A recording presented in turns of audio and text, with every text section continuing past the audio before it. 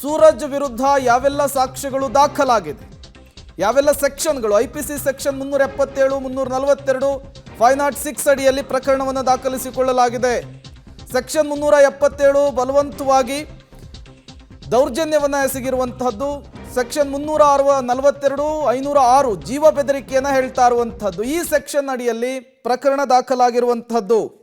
ಈ ಎಲ್ಲ ಸೆಕ್ಷನ್ಗಳು ಕೂಡ ಬಹುತೇಕ ಇವರಿಗೆ ಹೊಸ ಸಂಕಷ್ಟವನ್ನು ತಂದೊಡ್ಡುತ್ತೆ. ಸೂರಜ್ ಮೇಲೆ ಯಾವ್ಯಾವ ಸೆಕ್ಷನ್ ಅನ್ನು ಪೊಲೀಸರು ಹಾಕಿದ್ದಾರೆ? 377 ಬಲವಂತವಾಗಿ ಅಸಹಜ ಲೈಂಗಿಕ ಕ್ರಿಯೆ, ಇದೊಂದು ನಾನ್ ಬೇಲೆಬಲ್ ಕೇಸ್ ಆಗಿದೆ, ಜಾಮೀನು ರಹಿತ ಕೇಸ್ ಆಗಿರುವಂತಹದ್ದು. ಅದರ ಜೊತೆಗೆ 342 ಈ ಸೆಕ್ಷನ್ ಅನ್ನು ಕೂಡ ವಿಧಿಸಿದ್ದಾರೆ. ಇದು ಹೇಳುತ್ತೆ ಅಕ್ರಮವಾಗಿ ಬಂಧನದಲ್ಲಿಟ್ಟು ಅತ್ಯಾಚಾರವನ್ನು ಎಸಗಿದ್ದಾರೆ ಅನ್ನೋದನ್ನ ಈ ಸೆಕ್ಷನ್ ಹೇಳುವಂಥದ್ದು.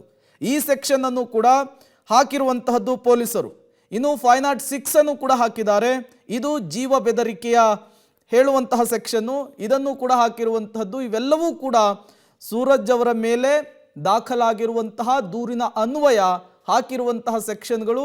ಸಹಜವಾಗಿಯೇ ಈ ಎಲ್ಲ ಸೆಕ್ಷನ್ಗಳು ಈ ಕಂಪ್ಲೇಂಟು ಸೂರಜ್ ರೇವಣ್ಣ ಅವರಿಗೆ ಸಂಕಷ್ಟವನ್ನು ಮತ್ತಷ್ಟು ಜಾಸ್ತಿ ಮಾಡುವಂತಹ ಸಾಧ್ಯತೆ ಇದೆ. ಭವಾನಿ ರೇವಣ್ಣ, ಪ್ರಜ್ವಲ್ ರೇವಣ್ಣ, ರೇವಣ್ಣ ಬಳಿಕ ಈಗ ಕಾನೂನಿನ ಕುಣಿಕೆಯಲ್ಲಿ ಸೂರಜ್ ರೇವಣ್ಣ ಅವರು ಕೂಡ ಸಿಲುಕಿಕೊಂಡಿರುವಂತಹದ್ದು.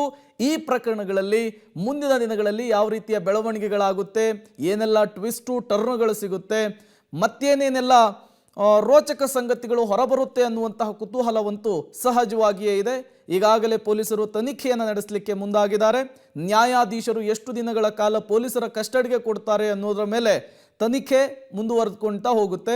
ಈಗ ಮಹಿಳೆಯರ ಮೇಲೆ ಆದಂತಹ ಲೈಂಗಿಕ ದೌರ್ಜನ್ಯದ ಆಗ ಆ್ಯಂಗಲ್ನಲ್ಲಿಯೇ ಇಲ್ಲೂ ಕೂಡ ಕೇಸ್ ನಡೆಯುತ್ತಾ ಅನ್ನೋದು ಕೂಡ ಕುತೂಹಲ ಕಾರಣವಾಗ್ತಾ ಇರುವಂಥದ್ದು.